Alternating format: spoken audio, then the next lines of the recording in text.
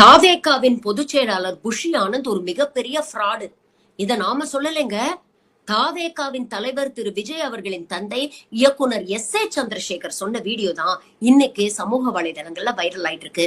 எப்பேற்பட்ட ஃப்ராடு அப்படிங்கறத அவரே சொல்றாரு, நீங்களே பாருங்க. புஷி ஆனந்த் மேல வேணும்னே தப்பு சொல்றேன்னு நினைச்சிருக்கலாம். ஆனா உண்மை இது உங்களுக்கு எல்லாம் தெரியும். அவரை எப்படி சப்போர்ட் பண்ணிக்கிறாருன்னா, ஆன்லைன் குரூப் வச்சிருக்கிறார். அதுக்கு அவங்க 2 பேரு அட்மின். அந்த ஆன்லைன் குரூப்ல விஜய் இருக்கிறார். ஒரு வேடிக்கை என்னன்னா, ஒரு அரசியல்வாதி கூட இதை பண்ண மாட்டான்.